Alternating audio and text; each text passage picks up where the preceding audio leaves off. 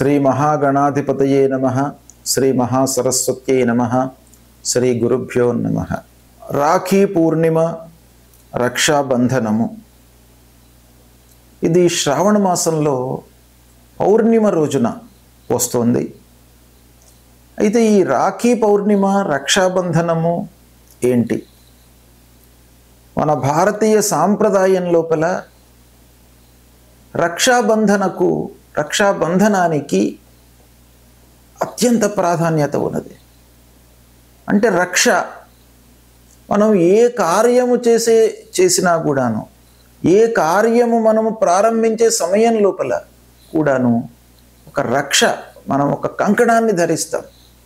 అంటే ఏంటి? ఆ కార్యక్రమము పూర్తయ్యేంత వరకు మనము దీక్షలో ఉండడానికై ఆ కంకణాన్ని కట్టుకుంటాం. అంటే ఆ కంకణం కట్టుకున్నప్పుడు మనము ఆ కార్యక్రమంలోనే లగ్నమై ఉండాలి. ఏ కార్యక్రమం అయితే మనం ప్రారంభిస్తామో ఆ కార్యక్రమం పైననే మనస్సు 100% నిలిపి పని చేయాలి అనేటువంటి ఒక ఉత్కృష్టమైనటువంటి భావన మీ లోపల కల్పించడానికై ఏర్పరచబడినటువంటిదే రక్షాబంధనము. రక్షాబంధనం మూలకంగా మీ లోపల ఒక మోటివేషన్, అంటే మనస్సు లోపల మీకేం కలుగుతుంది? ఈ కార్యక్రమానికై నేను ఉద్యుక్తున్నై ప్రారంభిస్తున్నాను అనేటువంటి ఒక భావన కలుగుతుంది. కనుక రక్షాబంధనానికి అత్యంత ప్రాధాన్యత ఉన్నది. మన లోపల ఒక దీక్షా భావన అనేటువంటిది వస్తుంది. అలాంటి ఈ పండుగ రక్షాబంధన, రాఖీ పౌర్ణిమ, రాఖీ పండుగ, ఇలాంటి పేర్లతో మనము పిలుస్తూ ఉంటాము. ఇది శ్రావణ పౌర్ణిమ నాడు, శ్రవణ నక్షత్రంతో కూడుకున్నటువంటి పౌర్ణిమ. ఉదయము అంటే మధ్యాహ్నం వ్యాపిని వరకు ఉన్నటువంటి పౌర్ణిమ రోజున ఇది మనం చేసుకోవడము ఆచారంగా వస్తుంది, శాస్త్ర విహితం కూడాను. అయితే ముఖ్యంగా ఈ బంధము అంటే రక్షాబంధనము, రక్ష కొరకై మనము ఈ కంకణం కట్టడము, లేదా రక్ష కొరకై కంకణం కట్టుకోవడము. ఎదుటి వాళ్లకు కడితే రక్ష కొరకై వాళ్లకు కంకణం కట్టడం, అంటే వాళ్ళ యొక్క రక్ష, వాళ్లను సంరక్షించడానికి మీరు కంకణం కడుతున్నట్టుగా మనం భావించాలి. మనం కట్టుకునేటప్పుడు ఒక కార్యం లోపల నిమగ్నమై పని చేయడానికై మనము ఆ కంకణాన్ని కట్టుకుంటున్నట్టుగా భావించాలి. అయితే ఇందులో ముఖ్యంగా మనకు శాస్త్రంలో చాలా విధాలుగా రక్షాబంధనానికి ఉపచారాలలో, మన కార్యక్రమాల లోపల కూడాను, వైదిక కార్యక్రమాలలో కానివ్వండి, పౌరాణిక కార్యక్రమాలలో కానివ్వండి, ఏదైనా కూడాను కార్యక్రమము ప్రారంభించేటప్పుడు కానీ, యుద్ధాది కార్యక్రమాలు, యుద్ధం చేసేటప్పుడు కూడాను పూర్వకాలం రాజులు కూడాను వాళ్ళ చెల్లెళ్లతో కానివ్వండి, అక్కలతో కానివ్వండి, దగ్గరి రక్త సంబంధీకులతో కానివ్వండి హారతి తీసుకొని రక్షాబంధనం కావించి వాళ్ళు ఆ పని చేయడానికై వెళ్తున్నట్టుగా మనకు పురాణ ఇతిహాసాలు చెప్తున్నాయి. కనుక ఇలాంటి క్రమం లోపల, ఇలాంటి నేపథ్యం ఉన్నటువంటి పండుగ ఇది. అత్యంతమైనటువంటి ప్రాధాన్యత కలిగినటువంటి పండుగ.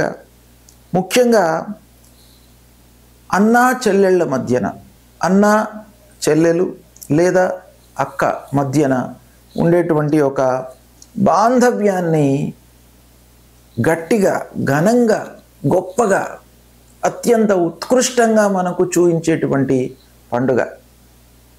ఆల్రెడీ జన్మతః అన్నా చెల్లెళ్ళ మధ్యన ఒక బంధం అనేటువంటిది ఉంటుంది, ప్రేమ భావన ఉంటుంది. ప్రేమ భావన ఉండదు అని కాదు, జన్మతః ఆ ప్రేమ అనేటువంటిది వస్తుంది. అయితే ఈ రక్షాబంధనం మూలకంగా ఏమవుతుంది? ఆ బంధాన్ని మళ్ళీ మనకు గుర్తు తెప్పిస్తుంది. అంటే ఒకసారి మనకు గుర్తు చేసుకునేటువంటి ఒక ప్రక్రియ ఏర్పడుతుంది. చెల్లెలు నేను తప్పకుండా జీవితాంతం రక్షించాలి, అక్క నేను బాగోగులు చూసుకోవాలి అనేటువంటి ఒక ప్రేమ భావనను గుర్తు చేసేటువంటి పండుగ ఇది. కాబట్టి ఈ పండుగకు అన్నా చెల్లెళ్ళ మధ్యన కానివ్వండి, అన్న అక్కల మధ్య కానివ్వండి, తర్వాత చెల్లెళ్ళ మధ్య కానివ్వండి, సోదరుల మధ్య కానివ్వండి, ఇలాంటి రాఖీ కట్టడం మూలకంగా ఒక సంరక్షణ భావము ఏర్పడుతుంది. దీని మూలకంగా కంకణం కట్టేటప్పుడు కానివ్వండి, ఆ కడుతున్నటువంటి సమయంలో మనస్ఫూర్తిగా ఆయురారోగ్యాలు కలగాలని చెప్పేసి ప్రార్థిస్తూ ఒకరినొకరు తలుచుకుంటూ కట్టడం అనేటువంటిది రక్ష కొరకు వాగ్దానం చేస్తున్నట్టుగా ఈ వ్రతము అంటే ఈ రక్షాబంధన కార్యక్రమము మనకు శాస్త్రంలో చెప్పబడి ఉంది. ఇది ప్రేమకు సంబంధించినటువంటి బంధనం, భద్రతకు సంబంధించినటువంటి బంధనం, రక్షణకు సంబంధించినటువంటి బంధము, కుటుంబ సంబంధాలను మెరుగుపరచడానికి, వృద్ధి చేసుకోవడానికి కలిగేటువంటి ఒక బంధనంగా మనము ఈ రాఖీ పౌర్ణిమను జరుపుకుంటాము. కనుక ఈ రక్షాబంధనము అనగానే మనకు ఒక పవిత్రత, ఒక సంరక్షణ, బంధము, తర్వాత ఒక ప్రేమ అనేటువంటిది కలుగుతుంది.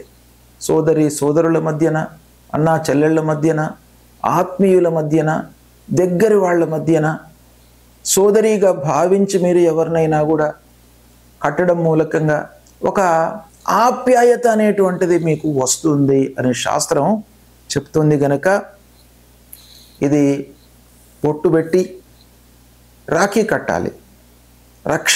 రాఖీ కట్టడము, రక్షాబంధనం చేయాలి. చేసిన తర్వాత మీరు తోచిన పద్ధతి, కొన్ని ప్రాంతాలలో తీపి తినిపిస్తారు, కొన్ని ప్రాంతాలలో పాయసం ఇస్తారు, కొన్ని ప్రాంతాలలో ఇంకా వేరే ఏవైనా కూడా ఆ ప్రాంతాన్ని బట్టి ఏవైతే వస్తువులు, తీపి వస్తువులు ఉంటాయో ఆ వస్తువులను తినిపించడం అనేటువంటిది శాస్త్రంలో చెప్పబడి ఉంది. కాబట్టి తిలకము, ధారణ, తర్వాత మధుర పదార్థాలు తినిపించడము, ఇవి 3 చేయాలి. దీని మూలకంగా ఏమవుతుంది, బంధము మరింత బలపడేటువంటి అవకాశాలు ఉంటాయి అని శాస్త్రం చెప్తుంది. అవకాశం కాదు, ఖచ్చితంగా ఉంటాయి.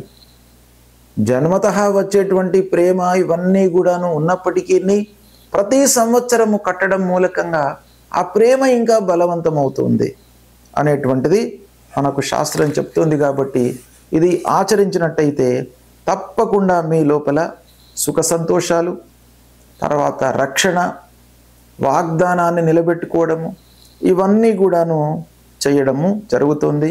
కనుక ఈ రక్షాబంధనాన్ని అందరూ కూడాను ఉత్సాహంతో జరుపుకొని ప్రేమ భావనతో ఉంటూ అందరికీ కూడాను సంరక్షణగా ఉండడానికై మీరు ప్రయత్నాలు చేయాలి. తద్వారా మన సాంప్రదాయాన్ని, మన ధర్మాన్ని నిలబెట్టాలి. దేశ రక్షణ కొరకై ఇది కూడాను ఉపయోగపడుతుంది. కాబట్టి ఈ రాఖీ పండుగను చారిత్రికంగా మీరు దీన్ని ఆచరించి అందరూ కూడాను ఒక పండుగ వాతావరణంలో సుఖ సౌఖ్యాలను పొందాలని చెప్పేసి నేను కోరుకుంటున్నాను. కనుక అందరూ కూడాను ఈ రాఖీ పండుగ, రక్షాబంధనాన్ని అందరూ కూడాను ఆచరించండి. సుఖమయమైనటువంటి జీవితాన్ని గడపండి. శుభం. కట్టే ముందు, రక్షాబంధన చేసే ముందు తిలకం పెట్టి ఏన బద్ధో బలీ రాజా దానవేంద్రో మహాబలః తేన త్వాం అభిబధ్నామి రక్షే మాచలః అనేటువంటి శ్లోకాన్ని చదువుతూ మీరు రక్షాబంధన చేయండి. చేసిన తర్వాత చెల్లెలైతే అన్నకు నమస్కారం, ప్రేమభావంతో అన్న మళ్ళీ అమ్మాయికి స్వీట్ తినిపించడము, ఇలాంటివి చేసి మన సాంప్రదాయాన్ని నిలబెట్టండి. శుభం.